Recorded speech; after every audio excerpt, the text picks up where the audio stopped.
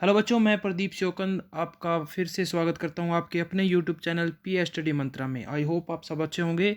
और अभी अभी हमने 100 क्वेश्चन एमसीक्यू जो इम्पोर्टेंट्स थे वो किए। उसके साथ साथ में मैंने आपको बताया कि एमसीक्यू क्वेश्चन से ही, सिर्फ एमसीक्यू क्वेश्चन करने से ही उसके साथ साथ में आप जो 1 नंबर के 10 क्वेश्चन आएंगे वो कैसे लिखेंगे और जो 2 नंबर के क्वेश्चन आएंगे वो कैसे लिखेंगे। यानी कि सिर्फ 270 क्वेश्चन से आप यानी कि 16 नंबर के एक एक नंबर के और 20 मार्क्स यानी कि 2 नंबर के, यानी कि आप लगभग 36 नंबर आप 2 घंटे में पूरा कर लोगे बिल्कुल आराम से, गारंटी है 100%। इसके साथ साथ इसके साथ साथ ये सभी क्वेश्चन जो मैं बातें आपको बता रहा हूँ आपको 4 नंबर के क्वेश्चन में भी हेल्पफुल रहेंगी और 6 नंबर के क्वेश्चन में भी हेल्पफुल रहेगी। जो मैं ये छोटी छोटी मगर मोटी मोटी बातें बता रहा हूँ आपको इन बातों को जरूर लिखना है। देखना एग्जामिनर पर बहुत बहुत ज़्यादा इफेक्ट पड़ेगा कि हाँ भाई इस बच्चे को बहुत ज़्यादा नॉलेज है और इसके सारे कंसेप्ट क्लियर हैं, तो वो आपका बिल्कुल भी नंबर कट नहीं करेगा।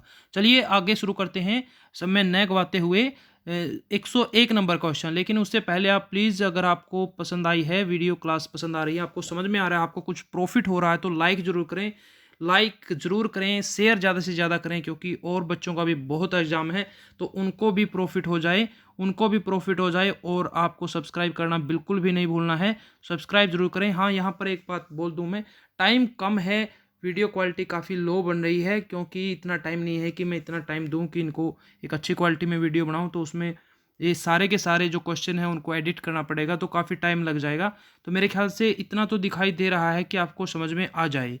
और वैसे भी मैं एक एक शब्द आपको पढ़ के सुना रहा हूँ, एक क्वेश्चन के साथ ज्वाइंट करके कितने क्वेश्चन बन सकते हैं वो भी मैं आपको बता रहा हूँ।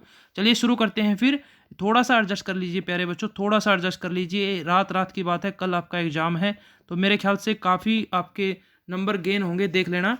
तो 101 नंबर क्वेश्चन है, मंत्रिपरिषद की व्यवस्था किस अनुच्छेद में है? तो अनुच्छेद 74 में मैंने बताया था, कहा गया है कि अनुच्छेद 74 में कहा गया है कि राष्ट्रपति को सलाह देने के लिए एक मंत्रिपरिषद होगी और मंत्रिपरिषद का मुखिया होगा जो प्रधानमंत्री होगा। कौन होगा? प्रधानमंत्री। यानी कि पीएम की पूछे या मंत्रिपरिषद की पूछे तो कौन सा अनुच्छेद? 74। राष्ट्रपति की अनुच्छेद 52, उपराष्ट्रपति अनुच्छेद 63। ठीक है, ये सभी याद रखने हैं। मंत्रियों के लिए किसी एक सदन का सदस्य होना अनिवार्य है। लोकसभा के लिए, राज्यसभा या उपरोक्त में से एक। मंत्रियों के लिए किसी भी एक, यानी दो का तो हो भी नहीं सकता, एक से इस्तीफा देना पड़ेगा। या तो वो लोकसभा से एमपी बन सकता है या राज्यसभा का सदस्य रह सकता है। उसके बाद भारत में केंद्रीय मंत्रिपरिषद यानी सेंट्रल गवर्नमेंट होती है, जो पूरे भारत की गवर्नमेंट होती है, सरकार बनती है। जो केंद्रीय मंत्रिपरिषद उत्तरदायी किसके प्रति होती है? तो केंद्रीय मंत्रिपरिषद सामूहिक रूप से लोकसभा, किसके प्रति? लोकसभा के प्रति, और व्यक्तिगत रूप से प्रधानमंत्री। देखो यहाँ मुख्यमंत्री तो आएगा नहीं, राष्ट्रपति का कोई चक्कर नहीं है, राष्ट्राध्यक्ष राष्ट्रपति ही होता है। तो केंद्रीय जो मंत्रिपरिषद है, सेंट्रल गवर्नमेंट की जो मंत्रिपरिषद है, वो व्यक्तिगत रूप से किसके प्रति? प्रधानमंत्री के प्रति उत्तरदायी होती है, क्योंकि वो मुखिया होता है उनका। और सामूहिक रूप से किसके? लोकसभा के प्रति उत्तरदायी होती है। उसके बाद अगर अगले क्वेश्चन की हम बात करें, 104 नंबर है जो क्वेश्चन आपका, उसके बारे में हम बात करेंगे। और 104 क्वेश्चन है, भारतीय परिस्थितियों में उप प्रधानमंत्री प्रधानमंत्री का क्या होता है? मुख्य सहायक होता है, प्रतियोगी होता है, मार्गदर्शक होता है या साथी होता है? तो क्या होता है? प्रतियोगी होता है। कोई इंपॉर्टेंट क्वेश्चन नहीं है, बिल्कुल भी नहीं पूछेगा, छोड़ दो। कार्यशैली प्रधानमंत्री व्यवस्था की भूमिका वाली थी राजीव गांधी, मोरारजी देसाई, चंद्रशेखर और चौधरी चरण सिंह। राजीव गांधी थे जो कार्यशैली प्रधानमंत्री व्यवस्था की भूमिका वाली थी। कोई इंपॉर्टेंट क्वेश्चन नहीं है, दोनों को छोड़ दो, कोई जरूरी नहीं है। आगे 106 नंबर है, भारतीय संविधान में भारत में मंत्रिमंडलात्मक सरकार की स्थापना की गई है, संसदात्मक सरकार की स्थापना की गई है। ऑप्शन सी, राष्ट्रपति सरकार की स्थापना की गई है। बिल्कुल कोई फेयर नहीं है, ये तो कट कर दो। ऑप्शन डी, प्रधानमंत्री सरकार की स्थापना की है। तो कौन सी होगी? प्रधानमंत्री सरकार कोई है ही नहीं, मंत्रिमंडल कोई नहीं है, तो क्या है? संसदात्मक सरकार है भारत में। जो पहले चैप्टर में हमने पढ़ा था, संसदीय शासन व्यवस्था है, तो संसदनात्मक सरकार पर है। और ये जो सिस्टम है वो किस संविधान से? ब्रिटेन के संविधान से लिया गया है। उसके बाद 107 है, मंत्रिपरिषद उत्तरदायी होते हैं व्यक्तिगत रूप से किसके? प्रधानमंत्री के, और सामूहिक रूप से लोकसभा की। इंपॉर्टेंट क्वेश्चन है, पूछ सकता है, बिल्कुल बेसिक बात है। आगे 108 नंबर है, मंत्रिपरिषद द्वारा राष्ट्रपति को दी जाने वाली किसी सलाह का प्रश्न। मंत्रिपरिषद द्वारा जो राष्ट्रपति को सलाह दी जाती है, देखो अनुच्छेद 74 में लिखा गया है कि राष्ट्रपति को सलाह देने के लिए एक मंत्रिपरिषद का गठन होगा। तो वो मंत्रिपरिषद राष्ट्रपति को दी जाने वाली सलाह का प्रश्न किसी भी उच्च न्यायालय की जांच का विषय हो सकता है, किसी न्यायालय में जांच पड़ताल का विषय नहीं होगा, संसद के किसी भी सदन की जांच का विषय हो सकता है, या केवल सर्वोच्च न्यायालय द्वारा की गई जांच का विषय हो सकता है। तो ऑप्शन बी आएगा यहाँ पर, किसी न्यायालय में जांच पड़ताल का विषय नहीं होगा। क्या नहीं होगा? बिल्कुल नहीं होगा। थोड़ा सा नेगेटिव क्वेश्चन है, थोड़ा सा ध्यान रखना है आपको। तो नेगेटिव में आएगा नहीं होगा, ठीक है। उसके बाद 109 नंबर क्वेश्चन है, जो 109 नंबर जो आपका क्वेश्चन है वो है, देखिए, मंत्रिपरिषद द्वारा राष्ट्रपति, ये तो हो गया। 109 क्वेश्चन है, संघीय मंत्रिपरिषद की कार्यप्रणाली का मुख्य सिद्धांत निम्न में से है? सामूहिक उत्तरदायित्व और गोपनीयता। तो दोनों है, मंत्रिपरिषद की कार्यप्रणाली के मुख्य सिद्धांत है वो गोपनीयता भी रखेंगे अपने पार्टी में, और सामूहिक उत्तरदायी होंगे किसके? लोकसभा के प्रति व्यक्तिगत तौर पर उत्तरदायी होंगे प्रधानमंत्री के। 110 नंबर क्वेश्चन है, स्वतंत्र भारत के प्रथम राष्ट्रपति सबको पता है पंडित जवाहरलाल नेहरू, और वर्तमान में है कौन है? नरेंद्र नाथ मोदी। निम्नलिखित संशोधन के अनुसार मंत्रिपरिषद को परामर्श को राष्ट्रपति के लिए मानना अनिवार्य था, यानी कि कोई ऑप्शन नहीं था, जो मंत्रिपरिषद परामर्श देगी वो राष्ट्रपति को मानना पड़ेगा। तो ये 42वें में था, लेकिन 44वें में चेंज कर दिया था। 44वें संविधान संशोधन में क्या चेंज किया कि मंत्रिपरिषद राष्ट्रपति को जो परामर्श देगी, राष्ट्रपति उसको एक बार मतलब माने या ना माने, या कोई विचार आता है उसके पास तो वो पुनः विचार के लिए उसको भेज सकता है। 112 में निम्नलिखित में से किस श्रेणी में मंत्री महत्वपूर्ण निर्णय लेते हैं? तो कैबिनेट मंत्री, राज्य मंत्री, 3 प्रकार के मंत्री थे, सबसे इंपॉर्टेंट थे कैबिनेट मंत्री। ये हो गए जी कैबिनेट मंत्री, और ये हो गए मंत्रिपरिषद। यानी मंत्रिपरिषद में 3 प्रकार के मंत्री होते हैं, लेकिन मंत्रिमंडल में सिर्फ क्या होते हैं? कैबिनेट मंत्री के, यानी कि हो गया मंत्रिमंडल। आगे है, सर्वप्रथम भारत में राज्यसभा की सदस्यता से निम्नलिखित में से प्रधानमंत्री पद की शपथ ली थी? सर्वप्रथम भारत में राज्यसभा के सदस्यता से, यानी कि वो पहले राज्यसभा का सदस्य था, लेकिन वहां से उन्होंने क्या ली? प्रधानमंत्री पद की शपथ ली। किसने? श्रीमती इंदिरा गांधी ने। यानी कि यहाँ से क्वेश्चन ये हो गया कि प्रधानमंत्री को प्रधानमंत्री पद की शपथ कौन दिलाता है? तो कौन दिलाता है प्यारे बच्चों? राष्ट्रपति दिलाता है। कौन दिलाता है? राष्ट्रपति। और राष्ट्रपति को कौन शपथ दिलाता है? सर्वोच्च न्यायालय का मुख्य न्यायाधीश। और राष्ट्रपति अपना त्यागपत्र किसे देता है? उपराष्ट्रपति को। और उपराष्ट्रपति अपना त्यागपत्र देता है राष्ट्रपति को। उसके बाद 114 क्वेश्चन है, भारतीय संघीय मंत्रिमंडल प्रणाली की विशेषता निम्नलिखित में से है? ऑप्शन ए है सामूहिक उत्तरदायित्व, बिल्कुल है जी। राष्ट्रपति का मंत्रिमंडल से अलग होना, बिल्कुल है जी। और मंत्रिमंडल का लोकसभा के प्रति उत्तरदायी, तो सारे सही हैं और उपरोक्त सभी।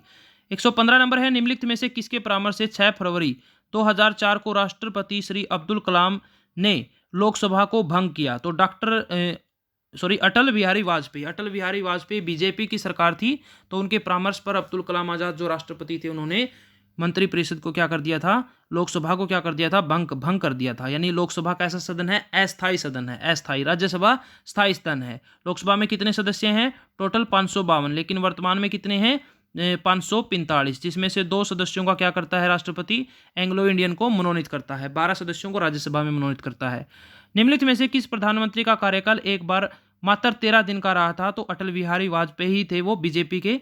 मंत्रिपरिषद की सदस्यता के लिए किस सदन की सदस्यता का प्राप्त होना आवश्यक है? तो संसद का, चाहे वो लोकसभा हो चाहे राज्यसभा हो। रिपीट है क्वेश्चन। 118 नंबर है, मंत्रिमंडल वह धुरी है जिस पर प्रशासन का चक्कर घूमता है? मंत्रिमंडल वह धुरी है जिस पर प्रशासन का चक्कर घूमता है। यह कथन किसका है? जॉन मेरियट का। 119 नंबर क्वेश्चन है, संविधान के किस अनुच्छेद में कहा गया है कि प्रधानमंत्री की नियुक्ति राष्ट्रपति द्वारा होगी और वह प्रधानमंत्री की सलाह पर अन्य मंत्रियों की नियुक्ति करेगा? तो अनुच्छेद 75 में। अनुच्छेद 74 और अनुच्छेद 75 दोनों याद रखने हैं। 74 में एक मंत्रिपरिषद होगी जो सलाह देगी और उसका मुखिया प्रधानमंत्री होगा, और फिर प्रधानमंत्री की सलाह से राष्ट्रपति अन्य मंत्रियों की नियुक्ति करेगा, अनुच्छेद 75। उसके बाद अगर बात करें 120 नंबर क्वेश्चन की, 120, 121 की बात करेंगे, तो इसके बारे में हम अगर बात करें तो सबसे पहले है 120 नंबर, वरीयता की दृष्टि से मंत्रियों का सही क्रम कौन सा है? तो सबसे ऊपर कौन से हैं? कैबिनेट, दूसरे नंबर पर राज्य मंत्री और तीसरे पर उप मंत्री। यानी कि सबसे महत्वपूर्ण कैबिनेट, उसके बाद राज्य मंत्री, उसके बाद उप मंत्री, ठीक है ना। और कैबिनेट मंत्री को ही हम मंत्रिमंडल में शामिल करते हैं, लेकिन मंत्रिपरिषद में 3 प्रकार के मंत्री शामिल होंगे। आगे प्रधानमंत्री पद से त्यागपत्र करने वाला पहले व्यक्ति कौन था? तो मोरारजी देसाई पहले पीएम थे जिन्होंने अपने पद से त्यागपत्र दिया। उसके बाद मंत्रिपरिषद सामूहिक रूप से किसके प्रति? सामूहिक रूप से लोकसभा यानी संसद के प्रति। यहाँ पर संसद ऑप्शन है तो क्या करेंगे? संसद के प्रति उत्तरदायी होती है। अगर संसद नहीं है तो सदन पूछे तो लोकसभा के प्रति उत्तरदायी है, और व्यक्तिगत रूप से पूछे तो प्रधानमंत्री के प्रति उत्तरदायी है। 3 क्वेश्चन बन गए यहाँ से।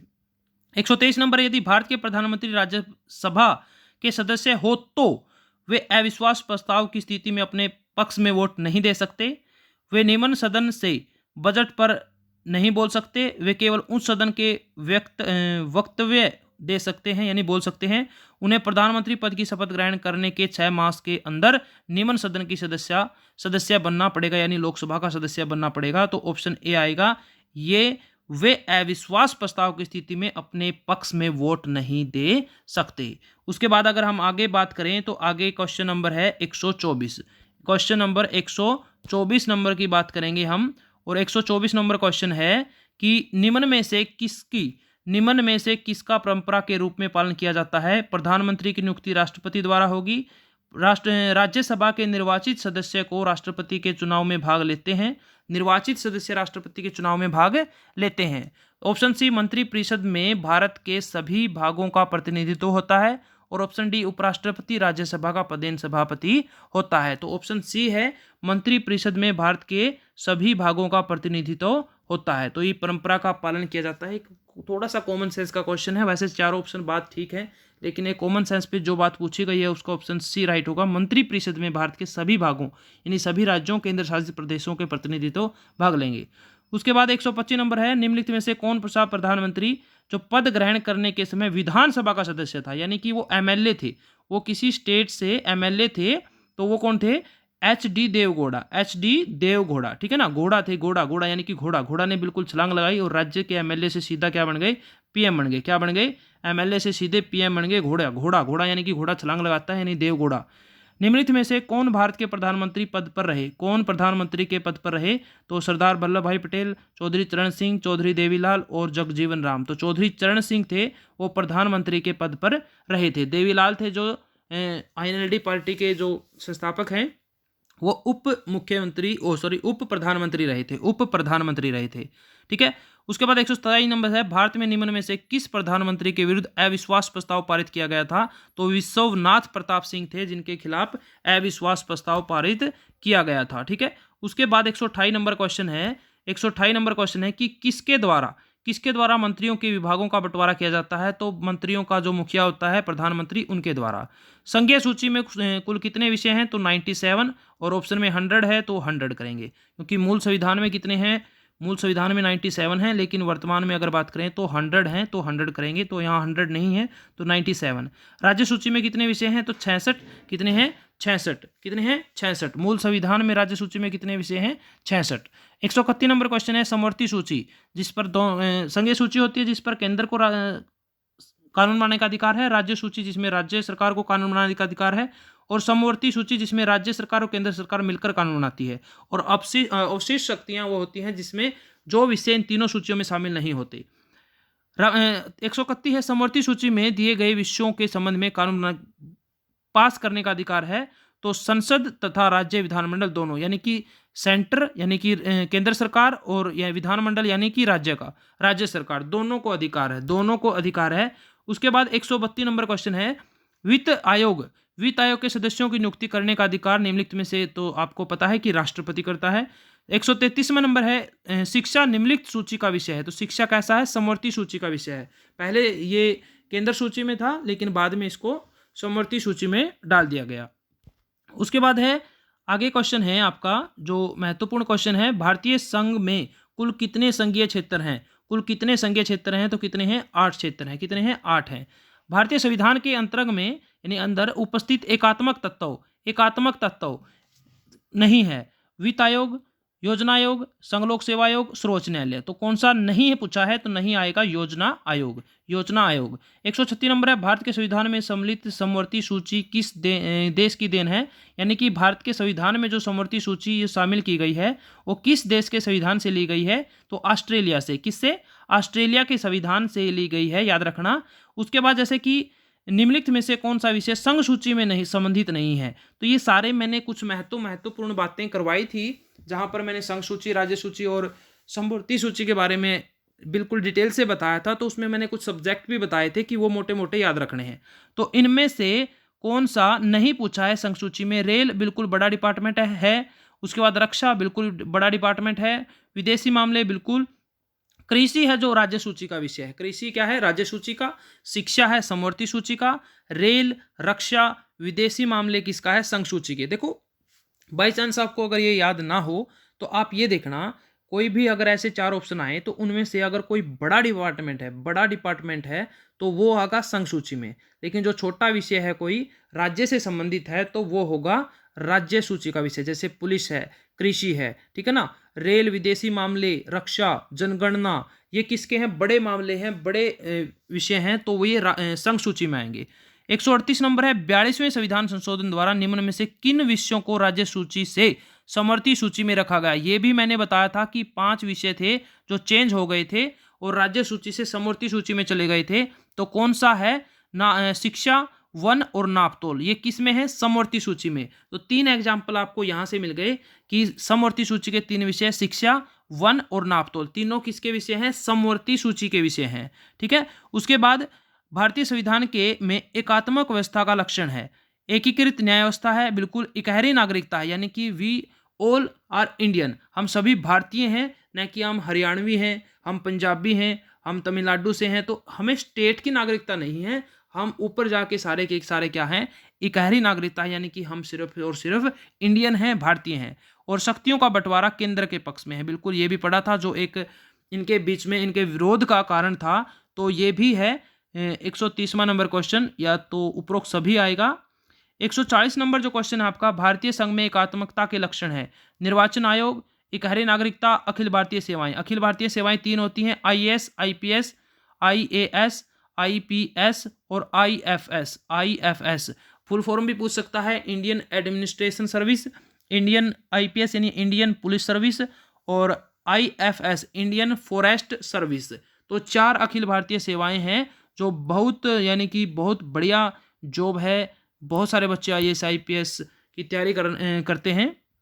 तो आई होप आप भी करेंगे, क्योंकि उसमें भी आप पब्लिक एड अपना सब्जेक्ट चुन सकते हो, और आपकी पकड़ इतनी अच्छी करवा दी है कि विश्वास करो कि अगर आपने सभी की सभी क्लास लगाई हैं तो आप चाहे अभी बीए के एग्ज़ाम दे लो, एमए के एग्ज़ाम दे लो, या किसी कंपटीशन के एग्ज़ाम दे लो, आपका यहाँ से क्वेश्चन गलत नहीं होगा, क्योंकि सभी बातें मैंने बिल्कुल हाई लेवल, लो लेवल से हाई लेवल की आपको समझाने का प्रयास किया है सभी क्लासों में।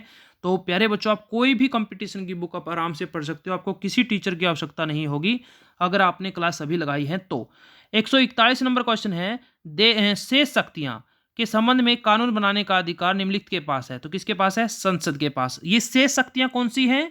अवशिष्ट शक्तियों की बात कर रहे हैं। किसकी? अवशिष्ट, जो न संघ सूची में शामिल है, न राज्य सूची में शामिल है, न समवर्ती सूची में शामिल है। तो शेष यानी कि अवशिष्ट शक्तियां, तो उन पर कानून बनाने का अधिकार है संसद को। आगे केंद्र राज्यों से संबंधित सरकारिया आयोग ने कब अपनी रिपोर्ट प्रस्तुत की थी? तो 27 अक्टूबर 1987 को इन्होंने, 27-87 ऐसे याद रखना, 27-87, लेकिन महीना कौन सा था? अक्टूबर का। सरकारिया अक्तू ऐसे साउंड मैच कर लेना। संविधान द्वारा अवशिष्ट शक्तियां सौंपी गई हैं तो संसद को। संघीय व्यवस्था का संरक्षक है, तो संरक्षक कौन है? सर्वोच्च न्यायालय का है, सुप्रीम कोर्ट है। और आपको पता होगा कि सुप्रीम कोर्ट के जो अभी वर्तमान में अगर बात करें तो वर्तमान में जो इसके मुख्य न्यायाधीश 49वें और 50वें, दोनों याद रखने हैं। जोन सा भी आपको ऑप्शन में मिले वो फिल करना, अगर दोनों मिले तो चंद्रचूड़ को फिल करना है, ठीक है। उसके बाद 145वां है, यह किसने कहा कि भारतीय संविधान रूप में संख्यात्मक और भावना से एकात्मक है? तो ये डॉक्टर एन बनर्जी ने कहा था, याद रखना पड़ेगा आपको। 146वां, भारत का वर्तमान संविधान लचीला है, कठोर संविधान है, अंशतः लचीला और अंशतः कठोर है, यानी कि लचीला भी है और कठोर भी है, ठीक है ना। उसके बाद राष्ट्रपति अंतर्राज्यीय परिषद की स्थापना किस धारा के अंतर्गत करता है? तो आर्टिकल 263 के अंतर्गत राष्ट्रपति अंतर्राज्यीय परिषद की स्थापना की थी, ठीक है ना। उसके बाद निम्न राज्य सूची का विषय, राज्य सूची का बताना, देखो पहले भी रिपीट हुआ, तो कौन सा? कृषि। कौन सा है? कृषि। शिक्षा समवर्ती सूची का, रक्षा है किसका? केंद्र सूची का। 149वां है निम्नलिखित में से संघीय सूची के विषयों पर कानून बनाने का अधिकार किसको? केंद्र को। किसको? केंद्र सरकार को। केंद्र व राज्यों के बीच वित्तीय संबंधों का निर्धारण करने किसके द्वारा किया जाता है? तो वित्त का अगर जहां जिक्र आ गया तो क्या हो गया? वित्त आयोग। कौन सा हो गया? वित्त आयोग। कौन करेगा? वित्त आयोग। ठीक है ना। उसके बाद केंद्र और राज्यों के बीच ये हो गया। 151 निम्न में से कौन सा संघ के राजस्व का स्रोत नहीं है? राजस्व यानी कि सरकार की आमदनी का साधन यानी कि टैक्स का साधन नहीं है। कृषि भूमि पर कर, निर्यात शुल्क यानी कि एक्सपोर्ट इंपोर्ट करते हैं उन चीजों पर, सीमा शुल्क, बाउंड्री टैक्स है जो, प्रति व्यक्ति कर। तो इनमें से कौन सा संघ का पूछा है? तो संघ का पूछेगा तो कृषि भूमि पर कर, क्योंकि कृषि किसका क्षेत्र है? राज्य सूची का है।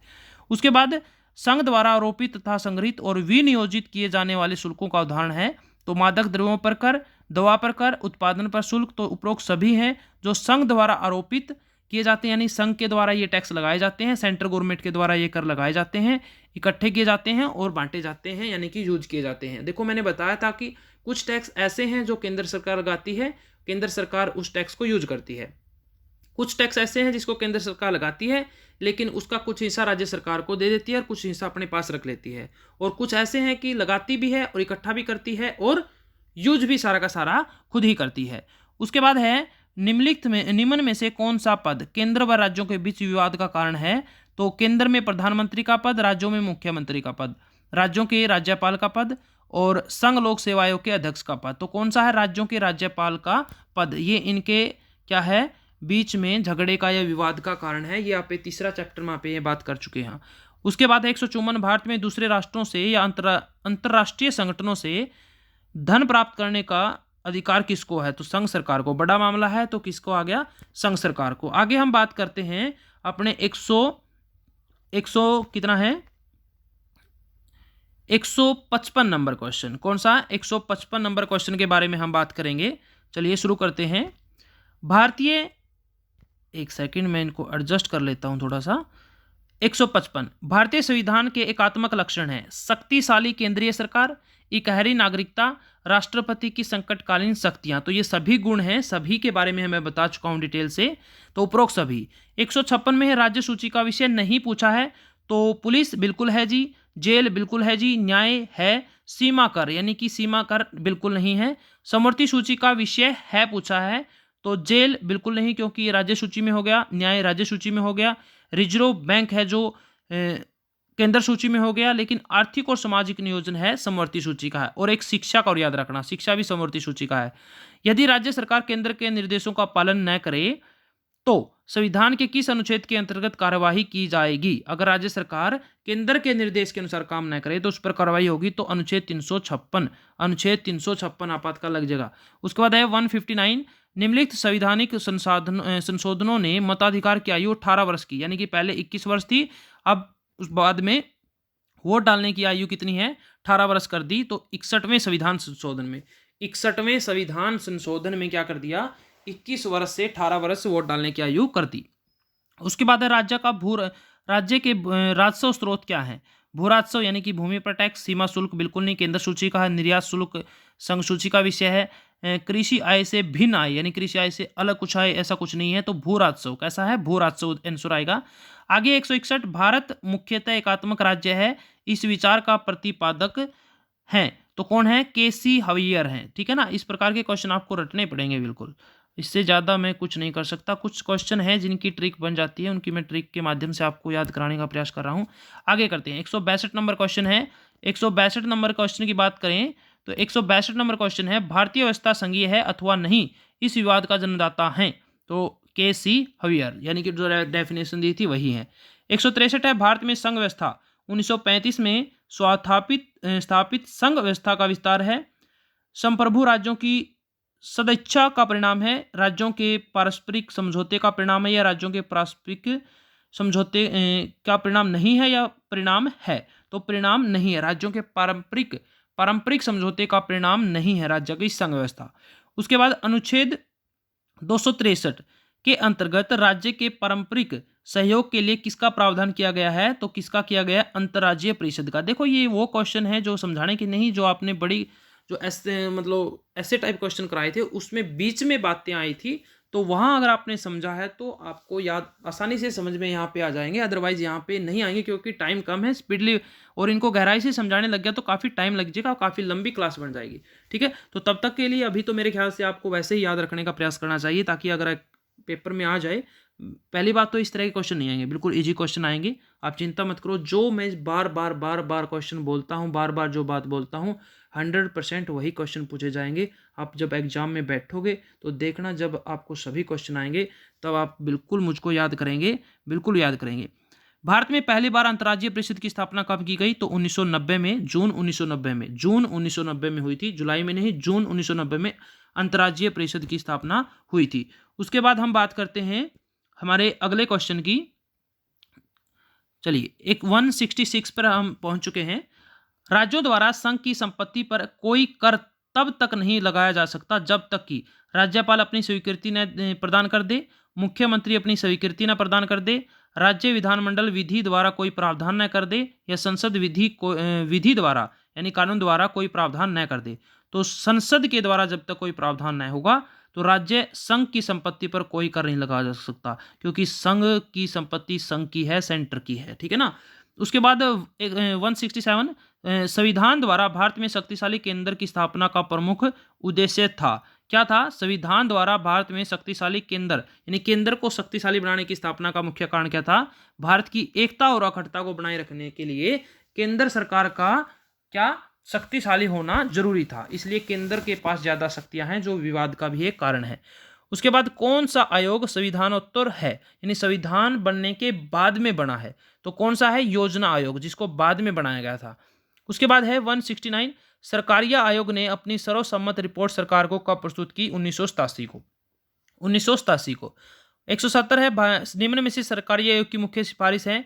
योजना आयोग व वित्त आयोग के बीच अधिक समन्वय पर बल।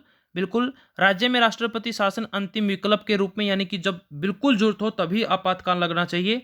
और केंद्र सरकार को सुदृढ़ यानी कि शक्तिशाली बनाना चाहिए। तो उपरोक्त सभी हैं जो ये किसकी हैं? इनकी सिफारिशें हैं, इनकी सिफारिशें हैं सरकारिया आयोग की। उसके बाद है निम्नलिखित वक्तव्यों में से कौन सा भारतीय संघीय व्यवस्था की सही प्रकृति है? भारतीय संघीय व्यवस्था की प्रकृति बतानी है कि भारतीय संघ संस्थागत सिद्धांत की अपेक्षा कार्यात्मक अधिक है। ऑप्शन बी है भारत में संघवाद के सिद्धांत और एक प्रमुख दल के शासन में आवश्यक असंगति है। बिल्कुल नहीं। उसके बाद भारतीय संघ इकाइयों के बीच सहमति का परिणाम है। बिल्कुल, संघ इकाइयों के बीच में क्या है? सहमति का परिणाम नहीं है। और संघ और राज्यों की सेवा में लगे व्यक्तियों का कार्यकाल का है, या ऑप्शन सी आएगा इसका। ठीक है। 172 है अक्षेत्रीय दिलों के शक्तिशाली होने में से भारत में संघवाद का कौन सा प्रतिमान उभर रहा है? तो सहकारी संघवाद नहीं, एकात्मक संघवाद, सौदेबाजी वाला संघवाद। ये कोई इंपॉर्टेंट क्वेश्चन नहीं है, वैसे पढ़ लो। भारत एक राज्यों का संघ है, परिसंघ है। तो बिल्कुल संविधान के अनुच्छेद 1 में लिखा गया है कि भारत क्या है? एक राज्यों का एक संघ है, जिसमें वर्तमान में 28 राज्य हैं और 8 केंद्र शासित प्रदेश हैं, यानी कि यूटी हैं। उसके बाद 174 है जो भारत के संविधान में एकात्मक शब्द का उल्लेख मिलता है, अर्ध संघ शब्द का उल्लेख मिलता है, संघ शब्द का उल्लेख मिलता है, या संघ शब्द का उल्लेख नहीं मिलता। संघ का उल्लेख नहीं मिलता, बल्कि क्या कहा गया है? भारत राज्यों का एक संघ है, नहीं कि संघ है, भारत राज्यों का एक संघ है। इस तरह से यूज किया गया शब्द है। तो ऑप्शन डी इसका सही आंसर होगा। उसके बाद 175 है कावेरी जल विवाद। बिल्कुल 10वीं का क्वेश्चन है, ये 10वीं के एसएस में आया था। तमिलनाडु और कर्नाटक के बीच में, तमिलनाडु और कर्नाटक के बीच में है जो कावेरी जल विवाद है। ये क्वेश्चन 10वीं का क्वेश्चन है। आगे बात करते हैं हम 166 क्वेश्चन की, 166 क्वेश्चन की, 176 की, सॉरी 176 की। भारत में केंद्र राज्य संबंध इकाइयों की स्वायत्तता के लिए सहायक नहीं है। राज्यपाल के पद का कारण, आपातकालीन प्रावधानों के कारण, 7वीं अनुसूची में 3 सूचियों के कारण, या उपरोक्त सभी कारण। तो उपरोक्त सभी आएगा इसका। उसके बाद संविधान के निम्नलिखित अनुच्छेद के अंतर्गत केंद्रीय सरकार राज्य सरकारों को निर्देश दे सकती है। तो 256 के अनुसार, किसके? 256 के अनुसार। उसके बाद 178 है त्रिशंकु लोकसभा और गठबंधन सरकारों का परिणाम होता है शक्ति संतुलन समस्तरीय रहता है, शक्ति संतुलन स्थिर रहता है, यानी एक जगह रहता है, शक्ति संतुलन राज्यों की तरफ झुकने लगता है और शक्ति संतुलन केंद्र की तरफ झुकने लगता है। तो त्रिशंकु लोकसभा और गठबंधन सरकारों में, यानी कि जब एक पार्टी को बहुमत न मिले, गठबंधन करना पड़े, जैसे कि वर्तमान में हरियाणा में बीजेपी और जेजेपी के अंदर गठबंधन है। 10वीं में आपने पढ़ा भी होगी कि गठबंधन सरकार क्या होती है, तो इसका ऑप्शन आएगा सी, शक्ति संतुलन राज्यों की तरफ झुकने लगता है गठबंधन की वजह से। उसके बाद 179 भारतीय संघ का व्यवहारिक अध्ययन है, संस्थागत दृष्टि से संघवाद का अध्ययन, कानूनी ढांचे पर बल देता है, नियोजन के परिप्रेक्ष्य में संघवाद का अध्ययन और संरचनात्मक दृष्टि से संघवाद का अध्ययन। तो नियोजन के परिप्रेक्ष्य में संघवाद का अध्ययन भारतीय संघ की व्यवहारिक अध्ययन है। उसके बाद 180 भारत में संघीय व्यवस्था का एक रूप नहीं है बल्कि उसके विभिन्न रूप हैं। यह विचार किसका है भाई? ये मार्कुस फ्रांडा है कोई, इनका विचार है। नियोजन के फलस्वरूप भारत में न केवल संघीय व्यवस्था का ही अंत हो गया है अपितु संसदीय प्रणाली भी लुप्त सी लगती है। यह विचार किसका है? अशोक चंदा का है। किसका है? अशोक चंदा का है। कोई इंपॉर्टेंट नहीं है ये तो क्वेश्चन यहाँ पे, इसलिए मैं स्पीडली पढ़ रहा हूँ इनको। पंजाब और हरियाणा का उच्च न्यायालय स्थित है, सबको पता है। चंडीगढ़ और पंजाब हरियाणा उच्च न्यायालय के जो मुख्य न्यायाधीश हैं वर्तमान में वो हैं, कौन है? रविशंकर झा। उसके बाद है 183 सर्वोच्च न्यायालय की व्यवस्था किस अनुच्छेद में की गई है? बिल्कुल 124 में। और 214 में किसकी? उच्च न्यायालय की। 214 में उच्च न्यायालय की, 124 में सुप्रीम कोर्ट की जो नई दिल्ली में है। और हरियाणा का जो चंडीगढ़ उच्च न्यायालय है वो हरियाणा पंजाब उच्च न्यायालय चंडीगढ़ में है। ठीक है। उसके बाद न्यायाधीशों के चयन का श्रेष्ठ तरीका क्या है? कार्यपालिका द्वारा नियुक्ति, कार्यपालिका के द्वारा नियुक्ति। उसके बाद एक सर्वोच्च न्यायालय के न्यायाधीश है। बिल्कुल अब आसान प्रश्न आएंगे क्योंकि ये तीसरा लेसन था, थोड़ा सा आपको मेरे ख्याल से मुश्किल लगा होगा, लेकिन मुश्किल तो नहीं होना चाहिए क्योंकि 10वीं में भी ये बातें आप पढ़ के आ चुके हो। अगर 10वीं में आपने अच्छे से पढ़ा है तो मेरे ख्याल से आराम से समझ में आ जाएगा, लेकिन थोड़ा सा कहीं ना कहीं मेरे ख्याल से बच्चों को ये हमेशा मुश्किल ही लगता है। उसके बाद है 185, अब आसान आएंगे। सर्वोच्च न्यायालय के न्यायाधीश की आयु में सेवानिवृत्त होते 65। अगर सुप्रीम कोर्ट के पूछे तो 65 और हाई कोर्ट यानी उच्च न्यायालय के पूछे तो 62। एक और, सर्वोच्च न्यायालय, हाई सुप्रीम कोर्ट, सर्वोत्तम न्यायालय, उच्चतम न्यायालय एक ही बात है। इंग्लिश में देख लेना सुप्रीम कोर्ट, एससी मिलेगा। ठीक है ना, पजल मत होना। क्वेश्चन पेपर में अक्सर क्या हो जाते हैं, हम पजल हो जाते हैं क्योंकि उस टाइम हमारे ऊपर क्या होता है बेटा, प्रेशर होता है, थोड़ा सा प्रेशर होता है जिसकी वजह से या कुछ जल्दबाजी में हम क्या कर देते हैं, थोड़ी सी मिस्टेक कर देते हैं। आगे है 186, भारत में सर्वोच्च न्यायालय की स्थापना की गई नई दिल्ली में। कहां पर है? नई दिल्ली में। भारत में सर्वोच्च न्यायालय की स्थापना कब की गई थी? 26 जनवरी 1950 को, जब संविधान लागू किया गया था। जब भारत का संविधान कब लागू हुआ था? 26 जनवरी 1950 को। लेकिन एक क्वेश्चन ये आता है कि भारत का संविधान कब अंगीकृत किया गया था? तो 1949 को, 26 नवंबर 1949 को, सॉरी 26 नवंबर 1949 को, 26 नवंबर 1949 को अंगीकृत किया गया था संविधान, लेकिन लागू हुआ था 26 जनवरी 1950 को। यानी कि 1949 नवंबर, दिसंबर और 1 महीना बाद फिर जनवरी, 2 महीने के बाद यानी कि इसको एक्सेप्ट यानी कि क्या कर लिया गया, लागू कर दिया गया। 188 है, न्यायपालिका का कार्य है कानूनों का निर्माण करना। बिल्कुल नहीं, संसद का काम है। कानूनों का क्रियान्वयन करना कार्यपालिका का काम है। कानून की व्याख्या करना इसका काम है। आगे, भारत में न्यायपालिका की स्थिति है इंग्लैंड और अमेरिका के बीच की, अमेरिका की भांति, ऑस्ट्रेलिया की भांति, तो इंग्लैंड की भांति, तो इंग्लैंड और अमेरिका के बीच की है। उच्च न्यायालय के मुख्य न्यायाधीश की नियुक्ति कौन करता है भाई? राष्ट्रपति करता है। कौन करता है? राष्ट्रपति करता है। सर्वोच्च न्यायालय के का मुख्य न्यायाधीश, सर्वोच्च न्यायालय का मुख्य न्यायाधीश सेवानिवृत्त होने के बाद उच्च न्यायालय में वकालत कर सकता है? बिल्कुल भी नहीं कर सकता, क्योंकि वो टॉप पे जा चुका है। पहले जैसे डिस्ट्रिक्ट यानी कि डिस्ट्रिक्ट कोर्ट होते हैं वो, ठीक है ना, उसके बाद हाई कोर्ट और उसके बाद सुप्रीम कोर्ट, तो नीचे नहीं आ सकते, ऊपर जा सकते हैं। यानी यहाँ से रिटायर होकर यहाँ जा सकते हैं, यहाँ से यहाँ जा सकते हैं, लेकिन यहाँ से यहाँ नहीं आ सकते। तो ऑप्शन बी है, सेवानिवृत्त होने के बाद सर्वोच्च न्यायालय में वकालत कर सकता है। सेवानिवृत्त होने के बाद वकालत नहीं कर सकता, बिल्कुल नहीं कर सकता, क्योंकि सुप्रीम कोर्ट से तो वो रिटायर ही हुए हैं, नीचे वो जा नहीं सकते, तो वो क्या करेंगे? कुछ नहीं करेंगे, बिल्कुल ठीक है ना। उसके बाद, क्या राष्ट्रपति सर्वोच्च न्यायालय द्वारा दी गई सलाह के लिए बाध्य है? बाध्य नहीं है, बाध्य नहीं है। गोलकनाथ बनाम पंजाब राज्य के मामले में सर्वोच्च न्यायालय का निर्णय था उदारवादी प्रकृति का, प्रगतिशील प्रकृति का, क्रांतिकारी प्रकृति का, या अनुदार प्रकृति का था ये। उसके बाद, भारत में निम्नलिखित में से किस कानूनी न्यायिक प्रक्रिया की स्थापना की गई है? दवी न्यायिक प्रणाली, कानून की उचित प्रक्रिया का सिद्धांत, कानूनों के द्वारा स्थापित करना, और इनमें से कोई नहीं। तो भारत में किस कानूनी न्यायिक प्रक्रिया की स्थापना की गई है? कानून के द्वारा स्थापित करना, कानून के द्वारा स्थापित करना यानी कानून सर्वोपरि है। उसके बाद है उच्च न्यायालय के न्यायाधीश की नियुक्ति करता है तो कौन करता है? राष्ट्रपति करता है। उसके बाद अगर बात करें अगले क्वेश्चन की, हम अगला क्वेश्चन की अगर बात करें तो अगला क्वेश्चन बिल्कुल आसान है और इंपॉर्टेंट भी है। यहाँ से क्वेश्चन आएगा सर्वोच्च न्यायालय से, एक क्वेश्चन पक्का आएगा एमसीक्यू में या वन लाइनर में, और 2 नंबर का भी, ठीक है। उसके बाद भारत में बंदी प्रत्यक्षीकरण आदेश जारी कर सकता है तो सुप्रीम कोर्ट या हाई कोर्ट, उच्च या उच्चतम न्यायालय जारी करता है।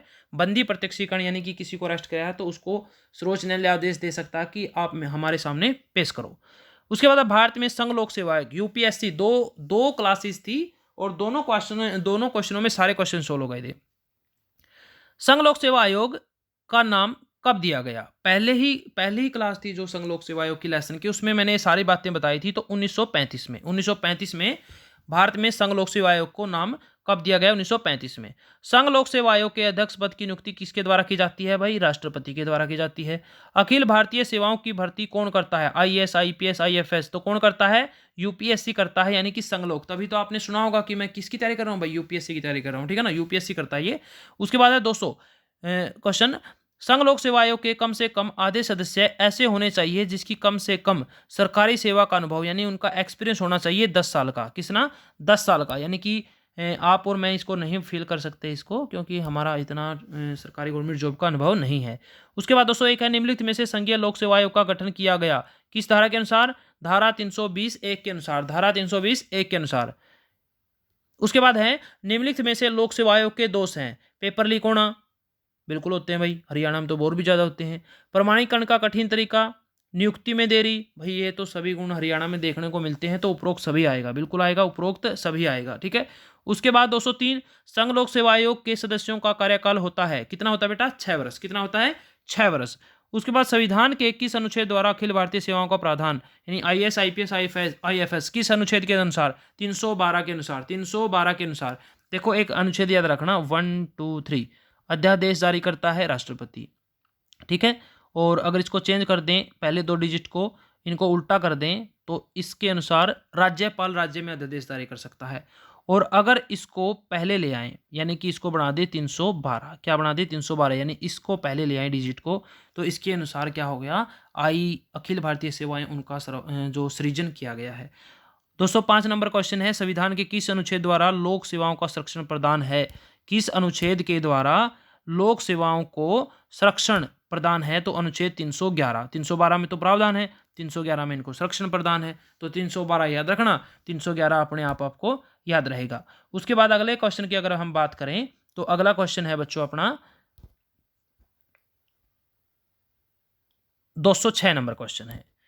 206 नंबर क्वेश्चन है, संविधान के किस अनुच्छेद द्वारा संघ और राज्यों के लिए लोक सेवा आयोग का प्रावधान किया गया है? तो 315 में। 311, 312, 315 तीन अनुच्छेद याद रखने इस लेसन से। संविधान के किस अनुच्छेद के द्वारा संघ और राज्यों के लिए लोक सेवा आयोग, संघ के लिए अलग और राज्यों के लिए अपना अपना एक राज्य लोक सेवा आयोग, और दोनों 2 राज्यों के लिए बोलते हैं हम संयुक्त लोक सेवा आयोग, ठीक है। उसके बाद है निम्नलिखित में से आयोगों की निष्पक्षता के लिए अपनाए गए तरीके, पद की सुरक्षा, सेवा की शर्तें और रिटायरमेंट संबंधी, यानी कि सभी बातें, सभी शर्तें लागू हैं उपरोक्त सभी। 208, संविधान के किस अनुच्छेद द्वारा आयोग के सदस्य को अपदस्थ करने की प्रक्रिया का वर्णन किया गया है? तो अनुच्छेद 317 में। अनुच्छेद 317 में लोक सेवा आयोग के सदस्यों को हटाने का, ठीक है। भारत सरकार या किसी राज्य सरकार के अधीन कोई नियुक्ति नहीं पा सकता मुख्य सचिव, योजना आयोग का सचिव, गृह सचिव या संघ लोक सेवा आयोग का अध्यक्ष। संघ लोक सेवा आयोग का अध्यक्ष किसी भी भारत सरकार या किसी राज्य सरकार के अधीन कोई नियुक्ति नहीं पा सकता। उसके बाद है यानी कि रिटायर होने के बाद, ठीक है। संघ लोक सेवा आयोग के निम्नलिखित में से किन सेवाओं में भर्ती हेतु परीक्षा आयोजित की जाती है? तो सिविल सर्विस, राष्ट्रीय रक्षा अकादमी और सम्मिलित रक्षा सेवा प्रणाली, तो उपरोक्त सभी इसका राइट आंसर होगा। उसके बाद 211 है, संघ लोक सेवा आयोग के कार्यालय में सभी उच्च नियुक्तियां औपचारिक रूप से किसके द्वारा की जाती है? तो किसके द्वारा की जाती है? देखो, संघ लोक सेवा आयोग के अध्यक्ष की नियुक्ति राष्ट्रपति करता है और बाकी जो बच गई उसकी आयोग का अध्यक्ष के द्वारा की जाती है, आयोग के अध्यक्ष के द्वारा की जाती है। उसके बाद है 212 नंबर, लोक सेवा आयोग की आलोचना निम्नलिखित में से की जाती है? आयोग की सदस्यों की गिरती साख के कारण, पेपर लीक होने के कारण और भ्रष्टाचार के कारण, तो उपरोक्त सभी के कारण इनकी निंदा की जाती है, इनकी निंदा की जाती है, आलोचना की जाती है। 213 नंबर, 213 अनुच्छेद याद है ना, 213, 213 अनुच्छेद आ गया। क्या होगा 213 में, याद होगा आपको, ठीक है ना। 213, 123 और 312 तीनों अनुच्छेद याद रखने हैं। देखो, निम्नलिखित परिस्थिति उत्पन्न होने पर लोक सेवा आयोग सदस्य को पद से हटाया जा सकता है। सदस्य द्वारा कोई लाभ का पद स्वीकार करने पर, बिल्कुल। सरकारी या मानसिक अक्षमता होने पर, बिल्कुल सही है। सर्वोच्च न्यायालय द्वारा सदस्य के विरुद्ध भ्रष्टाचार के आरोप की पुष्टि हो जाने पर, तो उपरोक्त सभी आएगा। क्या आएगा, उपरोक्त सभी आएगा। उसके बाद है, लोक सेवा आयोग का सदस्य बनने हेतु निम्नलिखित में से आवश्यक योग्यता है। क्या है, भारत का नागरिक होना चाहिए, बिल्कुल। कम से कम 10 साल का अनुभव होना चाहिए, 10 साल का अनुभव होना चाहिए, याद रखना। तो ये था आपका 214 नंबर क्वेश्चन, 214 नंबर क्वेश्चन। उसके बाद अगर हम आगे बात करेंगे, बिल्कुल अब तो बिल्कुल पास में ही पहुंच गए हैं, तो थोड़ा सा सब्र रखो।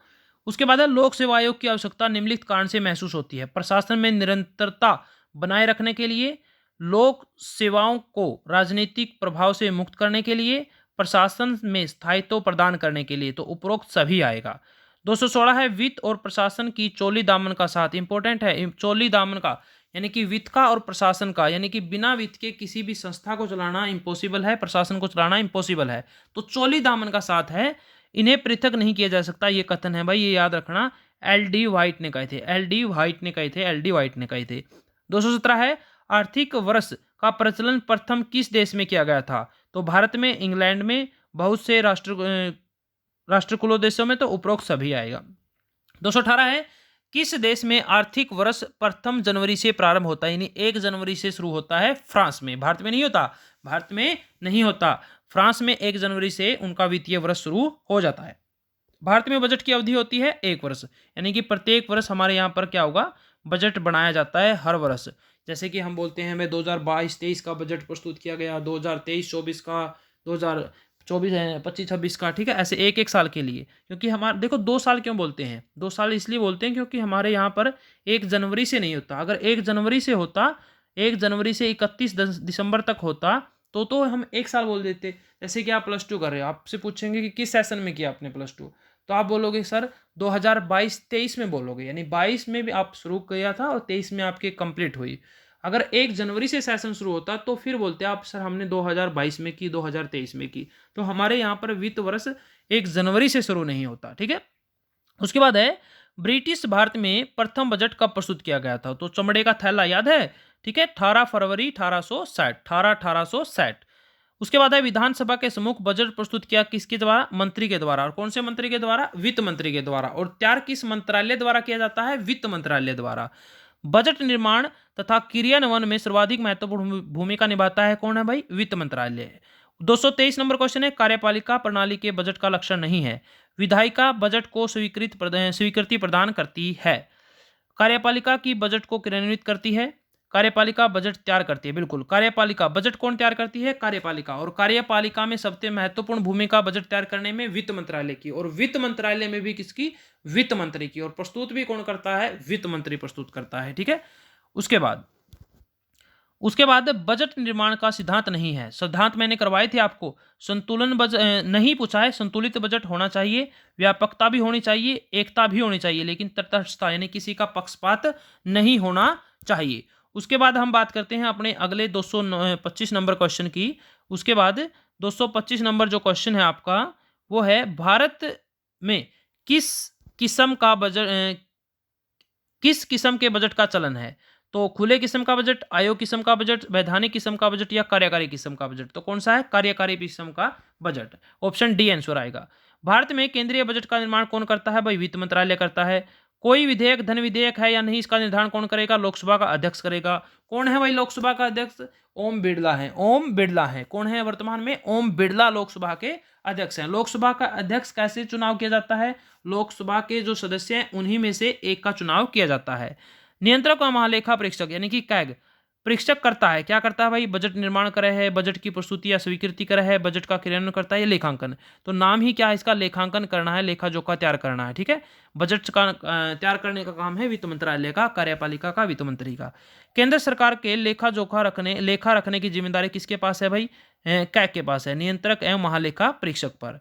उसके बाद 230 नंबर क्वेश्चन है, शून्य आधारित बजट प्रणाली का विकास हुआ कहां पर भाई, अमेरिका में। अमेरिका में शून्य आधारित बजट प्रणाली का क्या हुआ, विकास हुआ। शून्य आधारित बजट कहां पर, अमेरिका में। कहां पर, अमेरिका में।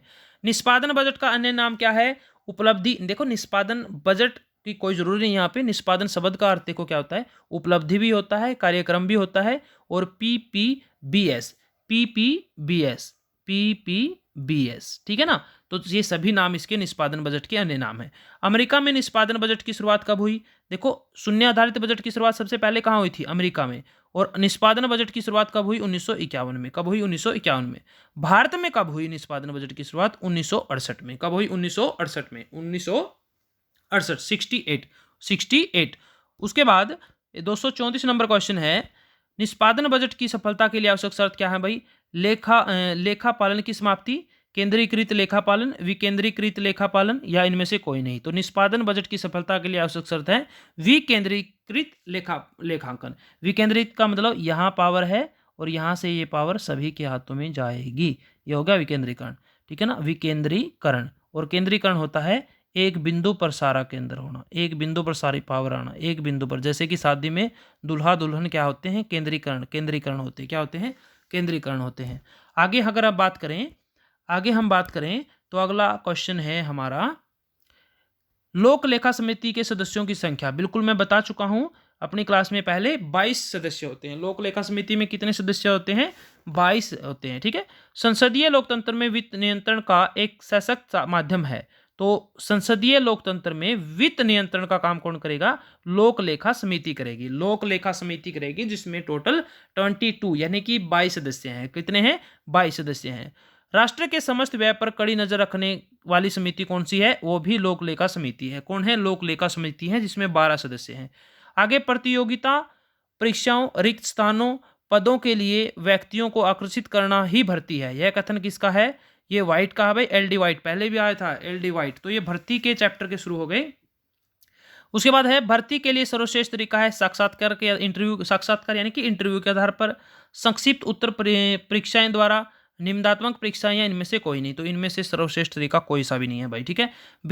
भीतर से भर्ती, यानी भीतर से और बाहरी भर्ती, भीतरी भर्ती दो प्रकार की थी।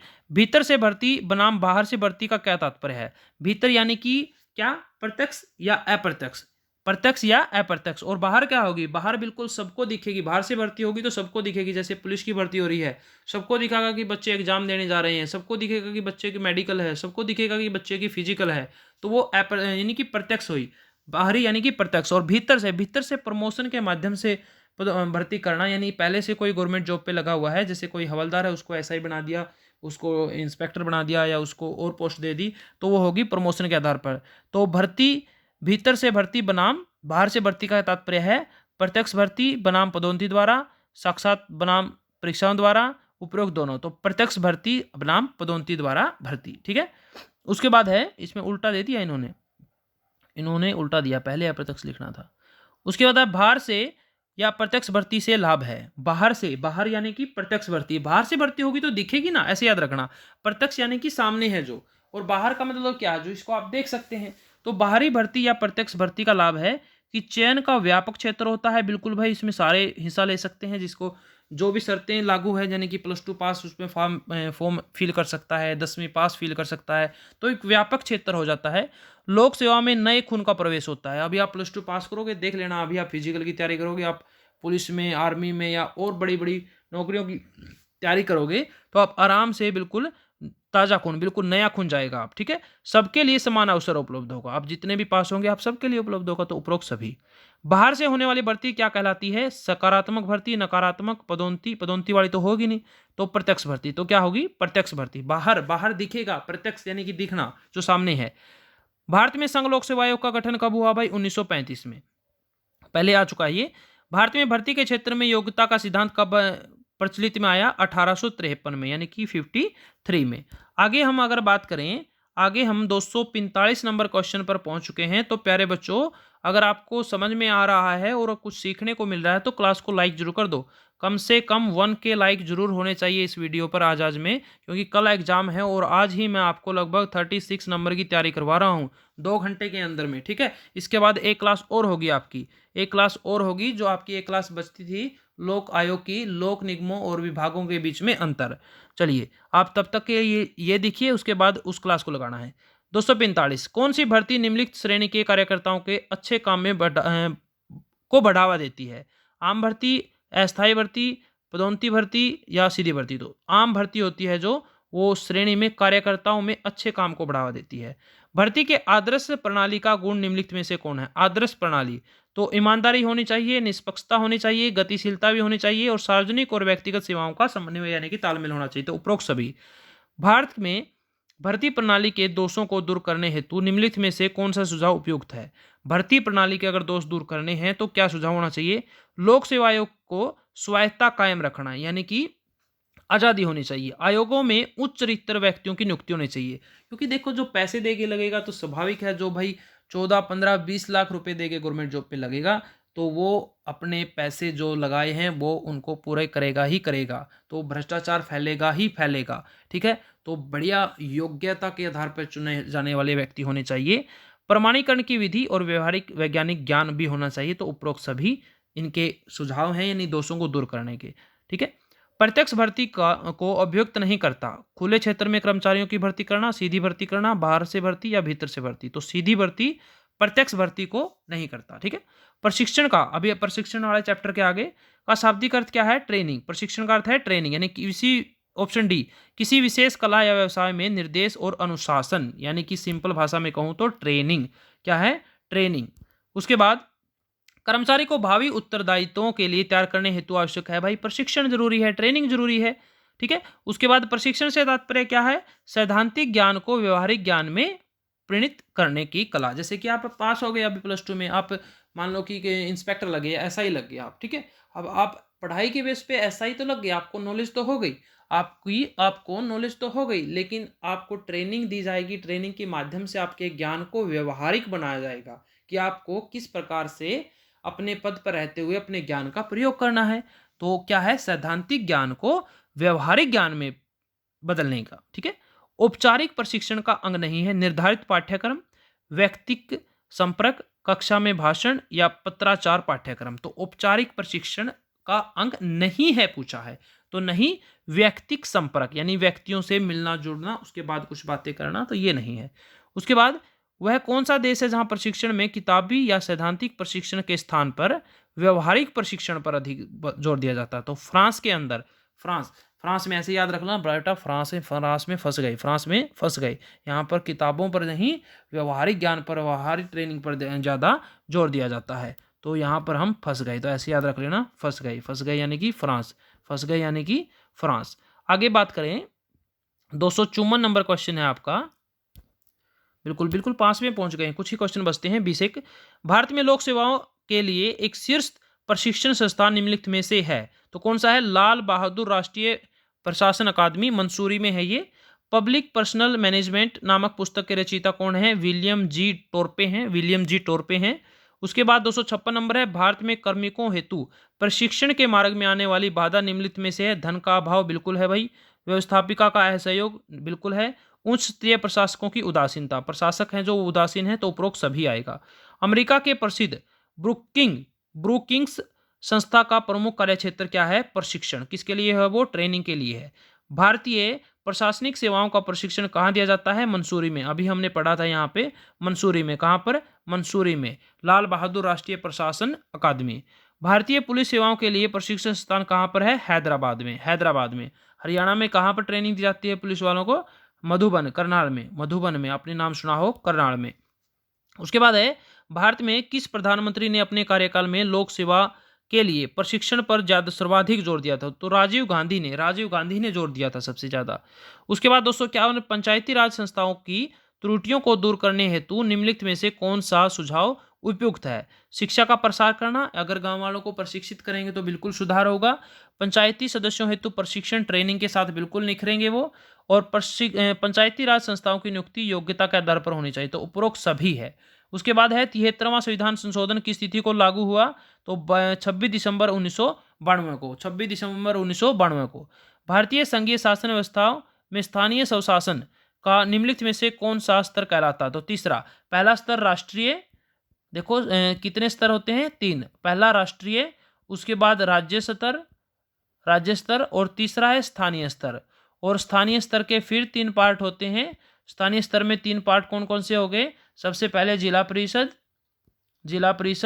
उसके बाद जो ब्लॉक समिति होती है, ब्लॉक समिति यानी खंड समिति, और उसके बाद ग्राम पंचायत, तो 3 हो गए। ठीक है, तो तीसरी श्रेणी का स्तर है कितनी, सबसे ऊपर राष्ट्रीय, फिर राज्य, फिर स्थानीय स्तर। ठीक है, उसके बाद अगर आगे बात करें, आगे हमारा क्वेश्चन है जो वो है, उसके बाद है 2 अक्टूबर 1959 को, 2 अक्टूबर 1959 यानी 59 में निम्नलिखित में से किस राज्य में पंचायती व्यवस्था सबसे पहले लागू हुई, तो राजस्थान के नागौर जिले में, नागौर जिला है एक जो राजस्थान के बिल्कुल बीच में है, हार्ट ऑफ राजस्थान बोल देते हैं, जैसे जींद डिस्ट्रिक्ट को हम हार्ट ऑफ हरियाणा बोल देते हैं, वैसे ही नागौर है। नागौर जिले में राजस्थान में सबसे पहले 2 अक्टूबर 1959 को, 59 को गांधी जयंती पर, 2 अक्टूबर गांधी जयंती को पंचायती राज लागू हुआ सबसे पहले। उसके बाद है ग्राम सभा के अधिवेशन की गणपूर्ति हेतु न्यूनतम संख्या कितनी निश्चित की गई है, तो 1/10 कितने के लिए, ग्राम सभा पता है ना, गांव के अंदर जितने भी वयस्क नागरिक हैं यानी जिनका वोट बना हुआ है उनको बोलते हैं ग्राम सभा, यानी कि इसमें बच्चे शामिल नहीं होंगे या जिसका वोट बना है वो शामिल नहीं बना है वो शामिल नहीं होगा।